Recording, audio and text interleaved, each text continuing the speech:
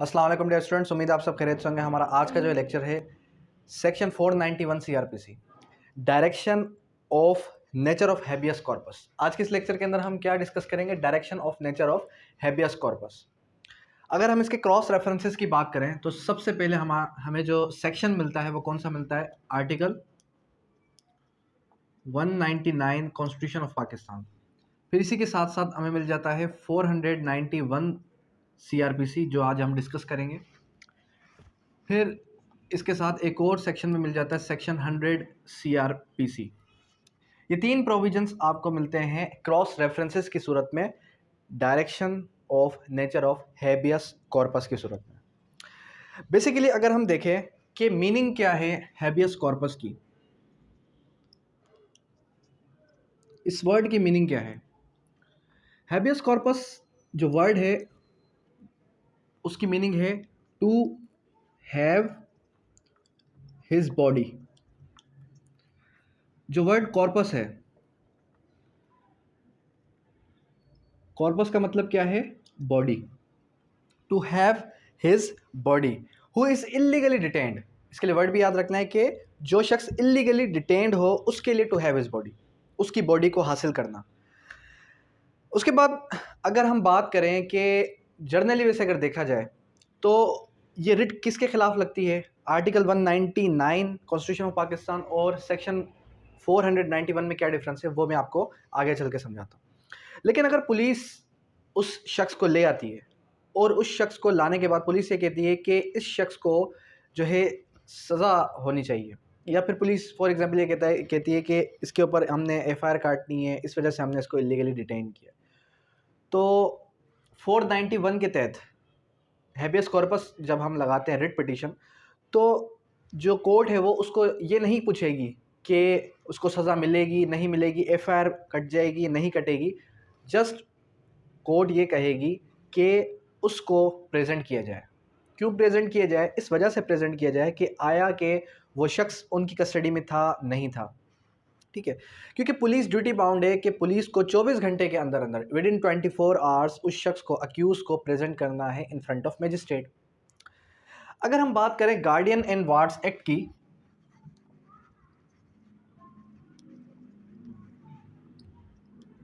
Wards act 1991 या 1891 है, तो इस गार्डियन एंड वार्ड्स एक्ट के अंदर हमें अक्सर जो है वो हैबियस कॉर्पस की पिटिशंस मिल जाती हैं। तो इसका क्या रीज़न है, इसका क्या बैकग्राउंड है, इससे रिलेटेड जो केस लाज हैं वो मैं आपके जो है ग्रुप के अंदर शेयर कर दूंगा, व्हाट्सएप ग्रुप के अंदर। ओह सॉरी, मैं माइक अनम्यूट करना भूल गया। खैर ये रिकॉर्डिंग आपको जो है मिल जाएगी। अच्छा, तो कहने का मकसद क्या है कि गार्डियन एंड वार्ड्स एक्ट के अंदर भी आपको रिट पिटिशंस मिल जाती हैं। अब क्यों जो है गार्डियन एंड वार्ड्स तो एक सिविल लिटिगेशन है और ये एक क्रिमिनल लिटिगेशन है।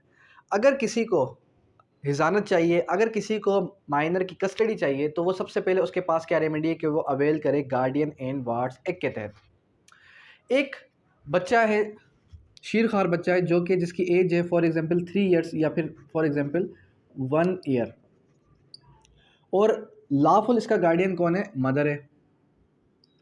अब मदर गार्डियन है, ठीक है, गार्डियन होने के बाद भी, कस्टडी मिलने के बाद भी मदर से जो है उसका, उस बच्चे का जो फादर है वो उस बच्चे को छीन के ले जाता है। तो जब बच्चे को छीन के ले गया तो वो मदर दोबारा से गार्डियन एंड वार्ड्स एक्ट के तहत दोबारा से कस्टडी फाइल नहीं करेगी, क्योंकि ये सिविल लिटिगेशन एक लॉन्ग ड्राउन प्रोसीजर है। और जो हमारे पास हैबियस कॉर्पस है ये क्विक रेमेडी है। क्या है ये? एक क्विक रेमेडी है जिसकी वजह से बच्चे की कस्टडी को भी बच्चे की कस्टडी को भी हैबियस कॉर्पस के ज़रिए से लिया जा सकता है। खैर, अब अगर हम ये देखें कि 491 किसकी पावर है, 491 सीआरपीसी जो है वो किसकी पावर है, और ये पावर किसको कन्फर हो सकती है? देखें, 491 सीआरपीसी जो है वो पावर है आपके हाई कोर्ट की, लेकिन हाई कोर्ट चाहे तो ये पावर कन्फर कर सकती है सेशंस जज को या फिर एडिशनल सेशंस जज को, ठीक है। ये चीज़ आपने यहाँ तक याद रख लेनी। फिर अगर हम बात करें कि सेक्शन 100 भी इसके साथ हमने लिंक करता है। सेक्शन 100 किसकी पावर है? अब जो सेक्शन नंबर 100 है सीआरपीसी का, ये किसकी पावर है? सेक्शन 100 सीआरपीसी पावर है मैजिस्ट्रेट की, लेकिन मैजिस्ट्रेट आपको ये पावर एक्सरसाइज करते हुए नहीं नजर आएंगे प्रैक्टिस के अंदर। 491 में और आर्टिकल 199 में क्या डिफरेंस है? 491 सीआरपीसी और आर्टिकल 199 कॉन्स्टिट्यूशन ऑफ पाकिस्तान, इन दोनों में बेसिक डिफरेंस क्या है? आर्टिकल 199 कॉन्स्टिट्यूशन ऑफ पाकिस्तान जो रिट है ये दायर होती है किसके खिलाफ? जहां पर आपका कोई डिपार्टमेंट गवर्नमेंट का या फिर स्टेट इन्वॉल्व हो, यानी कि अगेंस्ट जो जिसके अगेंस्ट आप जो है सीपी फाइल कर रहे हैं आर्टिकल 199 हेबियस कॉर्पस की, आपके पास क्या हो? अगेंस्ट पार्टी जो है डिपार्टमेंट हो गवर्नमेंट का या फिर स्टेट हो। 491 किसी भी प्राइवेट पर्सन के खिलाफ दायर की जाती है। किसके खिलाफ? प्राइवेट पर्सन के खिलाफ। दोनों में बेसिक डिफरेंस ये है।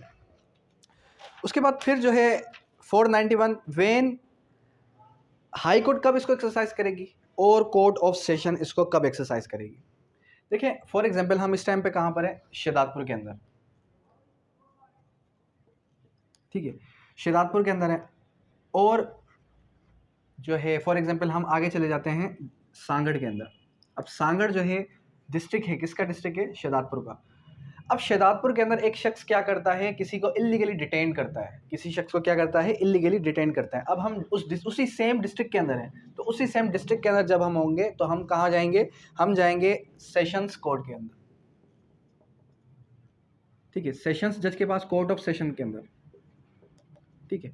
और फॉर सपोज के अगर कोई शख्स क्या करता है कि शहदादपुर से एक शख्स को उठाता है और उठाने के बाद वो ले जाता है उसको हैदराबाद, कराची, कहीं भी, हैदराबाद उसको ले गया, हैदराबाद HYD, ठीक है, हैदराबाद उसको ले गया। अब देखें जिस शख्स ने यहाँ पर इलीगली डिटेन किया था, इलीगली डिटेन करने के बाद भी उसको उसने कस्टडी में रखा, प्राइवेट पर्सन ने अपनी कस्टडी में रखा उसी सिटी के अंदर, तो हम कोर्ट ऑफ सेशन में चले गए।